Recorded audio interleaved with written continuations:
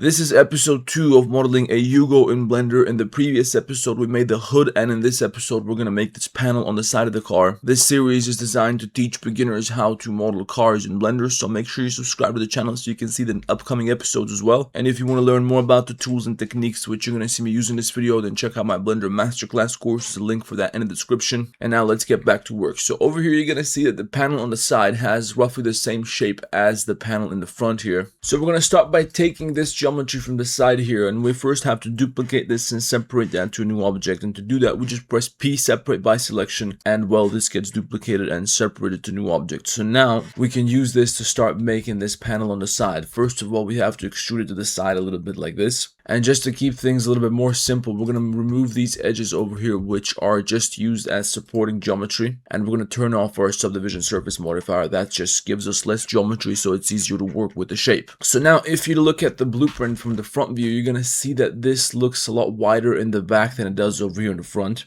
And if you look at this from top view, you're going to see that it kind of moves outwards, doesn't it? So to create that shape, we're going to take this edge over here from the bottom, or better yet, we're going to extrude this a little bit further down using our 3D cursor over here. So extrude, right click, shift Y to exclude the Y axis from the scaling operation. And you want to do that from side view so you can extrude it all the way up until this black line, which you can see over here. And that should be just a little bit lower than this line, which we already have. And now we're going to take these two edges at the tip of this little triangle, and in top view, we're going to extrude them outwards a little bit like this. But maybe not that far out. Let's push them a little bit closer inwards. And we can fill this here with a triangle for now. Let's extrude this a little bit further. That's not really extrusion. I'm using double G to slide and then Alt to slide in the other direction. And now we just want to bring this all the way to the back over here. So let's see what happens. As you can see, there is a clear angle between this edge and this edge, which is good because we definitely don't want that to be inwards like this. It's supposed to be outwards. And this also means that we can probably add a little bit more geometry out here somewhere. Maybe we can even bevel it to make it a little bit more curvy, or we can add some more geometry, but we want something like this. If we add a loop cut here, that means we're also going to need a loop cut over here to fill this and then fill the next part. And in order to clean this up a little bit, we're going to use our loop tool space tool. So we select these edges here. We're going to go W loop tool space. If you don't got your loop tools, you got to go to edit preferences, get extensions, type in loop tools. You gotta install that shit, then you gotta go back to add-ons. It used to be just one click. I don't know why they fucked that up. It takes you like 30 seconds to set up your loop tools now when it used to be like 5. So now we gotta get to this back part over here. So let's start by creating a knife cut over here. We're gonna cut from the top down to the bottom along the Z-axis. Delete this extra geometry here. And if you look at this black line in the reference image, you can see that it goes up a little bit. So we're gonna have to lift this geometry up by just a little bit. And we gotta do that very carefully. We're gonna take this, lift this up a little bit first, then deselect and lift a little bit more, and then at some point around here it just becomes straight, so we can extrude this straight back. And this is where we start creating this curve over here. This part is going to go upwards and up all the way to the top of the car. But of course, when we extrude this, we can't just extrude it like this from side view, because then it's going to go straight up if you look at it from the front view, but it's supposed to go like this. So a better way to do this would be to place the 3D cursor over here, and then if we extrude this and scale it up, it's going to follow the direction of this edge. Or better yet, we should probably scale it towards this vertex over here, because that way it's going to stay on the same plane as this face. Well, not on the same plane, but it's going to make a little bit more sense. And then we can push it from this point here. Let's push it all the way out to over here and add another loop cut like this. And now if you look at our reference image, you're going to see that at this point we have this little extra bump at the end. So we're going to have to take this edge and just extrude it up a little bit like this. Maybe before we do that, we want to extend this a little bit further, because our blueprint takes us a little bit further than we are right now. Anyway, we don't need this to be perfectly accurate, so let's just extrude it up a little bit like this, and then we can fill these two edges with a face. And we got some extra geometry here, so if we want to fill this with two quads, we're going to need a loop cut here, which is perfect because when we add a loop cut here, it turns this triangle into a quad, and that just cleans up our topology a little bit. Now we can fill this, and it looks like we're not doing too bad at the moment. Now let's use our loop tools a couple more times to clean this up a little bit more. So I'm going to select these edges which you see right now, W loop tool space, and there we go. That's roughly the shape we need for this top part. Now this is where things get a little bit more difficult, because now we have to make the part around the wheel. So we have to cut a circle into a surface, which is going to be down here. And before we do that, we have to turn this into a little grid. We want everything to turn into little squares, because that's going to make it possible to work with this shape and cut a circle into it. And now is a good time to take this edge segment and bevel it, which means if we do that up here, we're also going to have to do the same thing up here on the hood. So I'm going to select the hood. I'm going to make a knife cut straight through it from over here to the other side. I'm also going to push this geometry a little bit further to the front like this so that I can add another loop cut here, and that's going to match with this vertex, which means now I can take this edge segment and this one here, I can bevel them with Control B, and I'll scroll up a couple of times until we turn this into a nice sort of grid pattern, something like this. And of course, the other thing we have to do in this situation is we have to select one of these edge segments here and another edge segment over here at the top, and we're going to go up here to select loops edge rings, and then go W loop tool space. As you can see, that redistributes the geometry, and once we do the same thing up at the top, you're going to see that now this geometry is going to be a good match. That's probably not even so important because it's not like this geometry is going to be connected anyway. But now we have to create this seam on the side panel, so we're going to place the 3D cursor over here in the front, select this entire edge loop at the bottom except this vertex here, then you're going to extrude and you're going to scale down a little bit on the y-axis, and maybe without this vertex we're going to lower everything down on the z-axis a little bit to create something like this. And now if you merge your vertices by distance, we can select everything here and we can extrude it down, and this is what's going to create the surface where we're going to cut the circular hole later. So let's extend this surface down all the way to the bottom of the car, and don't worry, in a second we are going to cut this angle here. But first, before we can do that, we have to recognize that this surface is not completely straight.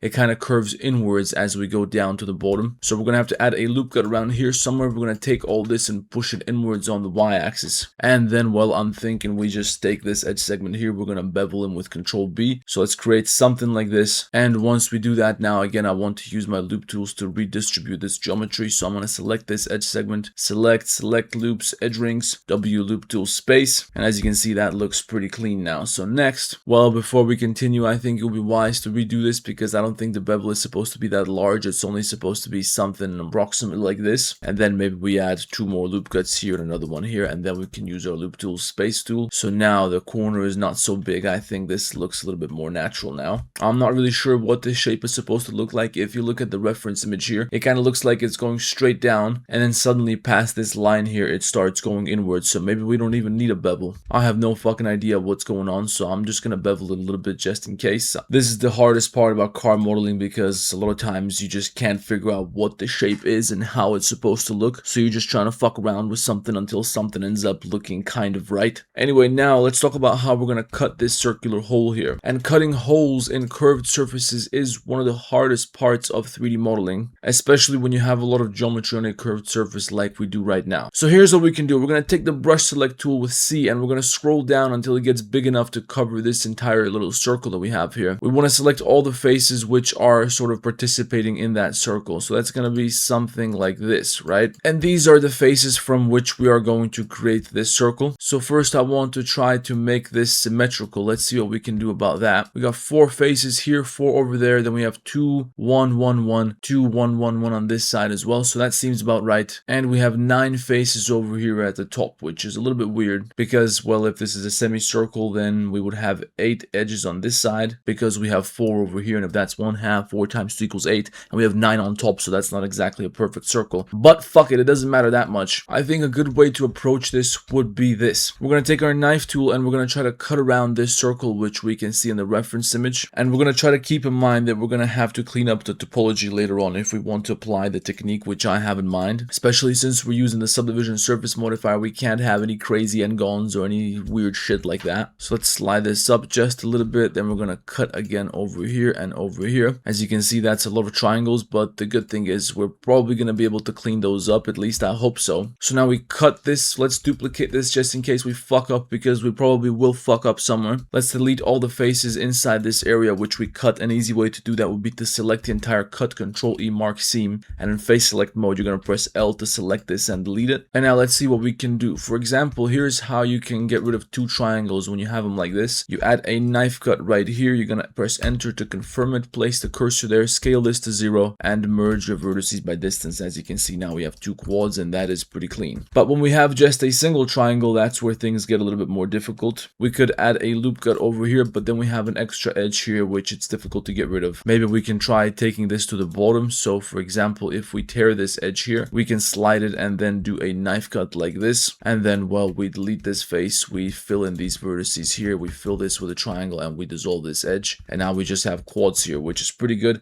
Again, we have an extra edge segment down here, but that's not bothering me because we're not going to continue this mesh in that direction. And we have another triangle here and another one over here. I'm thinking maybe we can join those two together with a knife cut. So we cut all the way around this entire shape like this, and we go over the top and we connect the two triangles, and then we slide this up and we slide this up, and doing that should give us a reasonably clean mesh here. Then we have two more triangles over here on the other side where we're going to do the same thing we did before, and one more triangle at the bottom where once again we can do the same thing we did before. So we slide this to the end, and there we go. We got quads only now. Now I'm going to bring back my old mesh which I duplicated, or better yet, I'm going to take only the part which has been separated by the knife cut. So Control E, mark scene, give me this thing, duplicate it, separated by selection, and lower it down so we can connect it to this mesh. Join those two into the same object and merge vertices by distance. We have to count how many edges we have over here. We can select one seam, Shift G, select similar seam to select all the seams. And if we check our statistics up here, you can see we got 25 edges. If this is a semicircle, then the full circle would have 50 edges. So here's what I'm thinking. We're going to place the 3D cursor between these two vertices, and then in object mode with Shift A, we're going to add a new circle, and that circle is going to have 50 vertices, and we're going to align him with our view. So we're going to align it sideways, we're going to scale it down, and we're going to try to reposition and rescale that circle so that every vertex has a match. So in this case, it looks like we have to scale it up a little bit on the Z-axis to stretch it out because it's not a perfect circle. And the reason we're trying to match this now is so that when we connect this circle to the edges which we have over here on the cut, we don't want to have any stretched out faces. So if the vertices are too far away from their corresponding vertex on the surface below, we're going to have weird stretching, and that's going to give us all sorts of artifacts once we finalize this and we add the subdivision surface modifier and all that. But let's see what happens. Now, first of all, we have to add more geometry to this surface down below here. We can even push that inwards just so we don't have any clipping, and then move this circle outwards like this. You're going to fill it with F. You're going to go add modifier, deform, add a shrink wrap modifier, target this surface here, and you're going to set the wrap method here to project. And well, depending on how your normals are oriented, you might have to move them inwards like this to stick this to the surface. Then you apply the shrink wrap modifier, you join this geometry together. You can delete this surface down here, you can delete the lower half of this circle. Let's just check to confirm that we have 25 edges here. We do indeed, and we have 25 edges on our seam. So now we can delete this entire surface on the inside. We can select the circle which we just shrink wrapped, then we select the seams, and you're going to go W, bridge edge loops, in edge select mode. So now here you can see what I was talking about. The edges are a little bit twisted. They are pretty what I would call fucked up. Maybe we can deselect the circle on the inside and slide these inwards, and then we merge vertices by distance. As you can see, that's not too bad. I don't know what's going to happen once we apply the subdivision surface modifier and we extrude this outwards a little bit.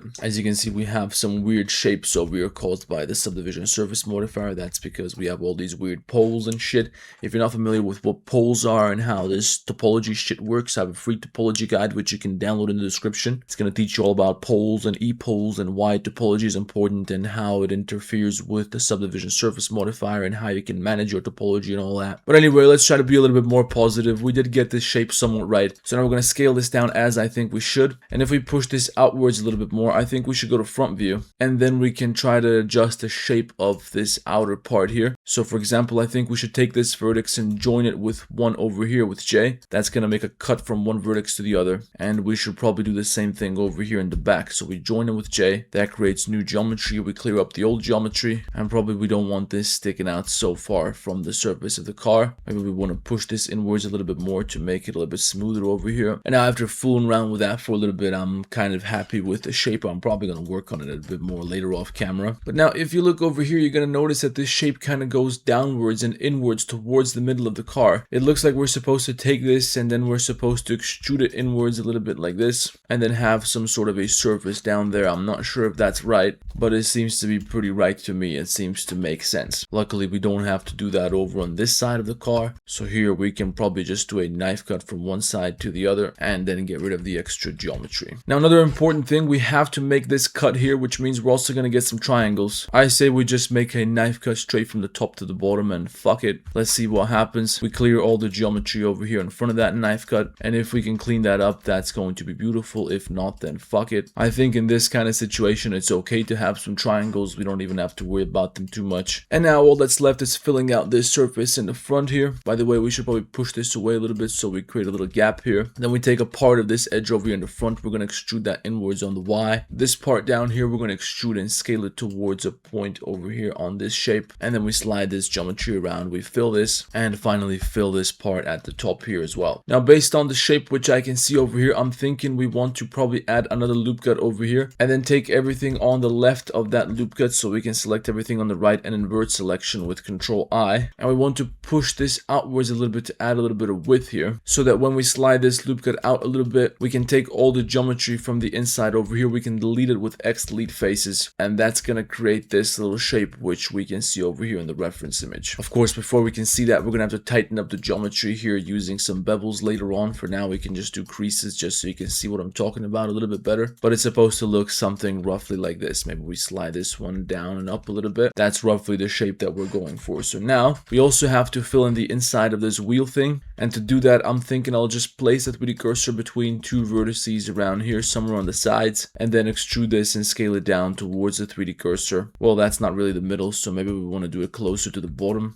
Extrude, scale it down a little bit like this. And for now, we can also add a crease there. And there you go. If you go Object Shade Smooth, you can see this is starting to look a lot like the shape that we want to have here. When you have these kind of shitty artifacts, as you can see here, when we use flat shading, a lot of times just adding a bevel will fix your problems. So for example, if we add a bevel here, you can see that they are noticeably less visible, especially if you add a loop cut with 2 segments and a profile shape value 1, then these artifacts disappear almost completely. So now this shape is more or less completed. Finally, we're going to start adding some bevels. So I'm going to need a bevel over here to tighten up this corner the same way that this one here is. So I'll select those edges, then I'll select all the other edges where I also want to have a bevel, which are of course going to be these edges in the front here. And well, that's pretty much it. Maybe also this one over here at the top, or maybe not, because we can just add an extra loop cut here to tighten that up. Anyway, we press Control B to bevel. You want to have 2 segments, profile shape value 1. Check whether loop slide or no loop slide works better. In my case, loop slide seems to work a little bit better, not that it makes that much of a difference anyway. And well, there we go. This is more or less it. This is more or less the shape that we're going for here. To me, it's looking a little bit weird on this part over here. I'm not sure what I'm going to do about that. I'm thinking I'll just hide it with the front bumper later on. But certainly this is more or less the shape that we're going for. Maybe we also want to bevel this a little bit. Now, if you're a beginner watching this, you're probably thinking to yourself, what the fuck did I get myself into? Alright, and you said this was a beginner friendly tutorial. I tried to make it as beginner friendly as I can, guys. I've been doing this shit 12, 13, I don't even know how many years. Every single time when I'm modeling a car, it is nothing but pure suffering. Even this video right here, I had to re-record it a couple of times because I fucked up and then I fucked up again.